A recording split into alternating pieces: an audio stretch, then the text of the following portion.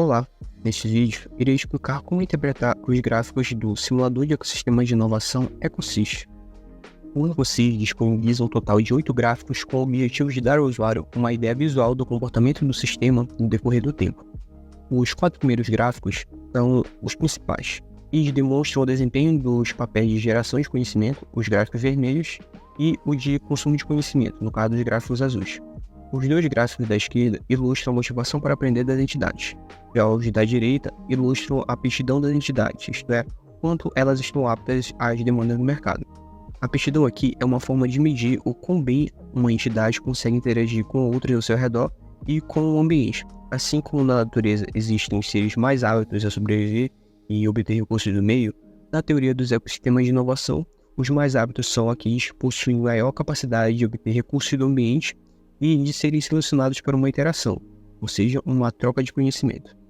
Os gráficos da parte inferior, embora não sejam os principais, permitem ao usuário extrair outros tipos de informações sobre o ecossistema. Por meio deles, é possível analisar a frequência das interações entre entidades em relação aos aspectos cruzamento, desenvolvimento e mutação. Logo, caso haja alguma dúvida quanto ao que se observa nos gráficos de cima, os gráficos de baixo podem ajudar a confirmar.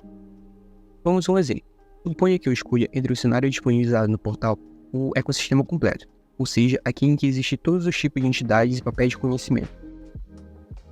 Bom, como as quantidades de cada tipo já vêm pré-definidas, assim como outras configurações, tudo que eu preciso fazer é iniciar a simulação.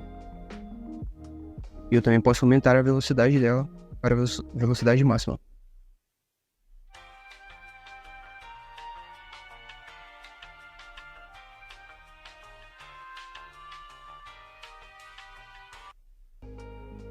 A primeira coisa que podemos notar é que os gráficos superiores da direita oscilam constantemente e aparentam continuar essa tendência se a simulação durasse mais. A oscilação condiz com a mudança constante da demanda do mercado, desse ecossistema, uma vez que ele é dinâmico. Só reforçando, isso pode ser controlado por meio desse slide aqui, período de mutação no mercado. Se for igual a zero, o ecossistema é estático. Se for maior do que zero, o ecossistema é dinâmico. Logo, se o mercado muda, as entidades que antes estavam aptas ao mercado podem ficar despreparadas em um momento futuro, a depender dos conhecimentos que possuem ou não. Porém, com algum esforço, essa aptidão pode ser reconquistada. Já os gráficos superiores da esquerda ilustram a variação da motivação para aprender dos consumidores e dos geradores. Em um ecossistema de inovação, propriamente dito, os consumidores precisam estar constantemente motivados a aprender, pois o aprendizado pode levar à geração de novos produtos e serviços e contribuem para movimentar a economia da região em análise. Consequentemente, este gráfico em azul, na parte superior esquerda, é o principal parâmetro a ser analisado para saber se o ecossistema é ou não de inovação. Nesse caso em específico, o ecossistema tem de ser de inovação, pois essa motivação para aprender permanece em um patamar elevado por um tempo relativamente longo e sem variar tanto em torno desse valor. E a tendência aparente é que esse nível de motivação para aprender mantenha caso a simulação tivesse um tempo maior. Para o segundo exemplo, podemos usar um ecossistema que não é de inovação, como esse aqui, o ecossistema sem transformação de conhecimento.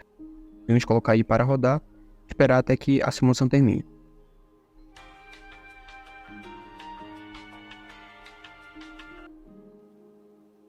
Normalmente temos um ecossistema dinâmico. Contudo, diferentemente do exemplo 1, a motivação para aprender dos consumidores termina com zero, o qual podemos estipular que se manterá caso a simulação rode por mais tempo, já que esse foi o comportamento que perdurou até o final da simulação.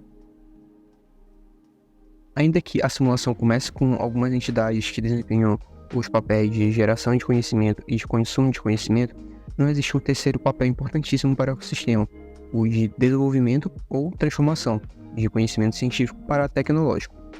Então nós podemos adicionar, por exemplo, 20 difusores.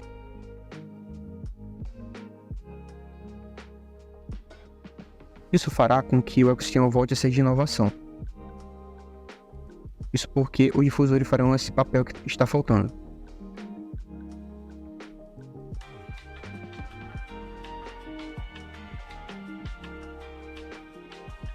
Como você pode ver, a motivação para aprender dos consumidores não zerou durante a simulação, e tampouco aparenta alguma tendência a zerar no futuro.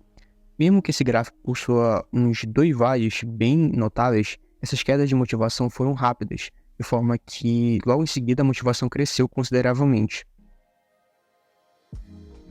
Resumindo, caso o gráfico de motivação para aprender dos consumidores se mantenha num patamar zero ou muito próximo disso por um longo tempo e próximo do final da simulação, dando a entender que isso seria uma tendência futura, pode-se estimar que o ecossistema não é de inovação.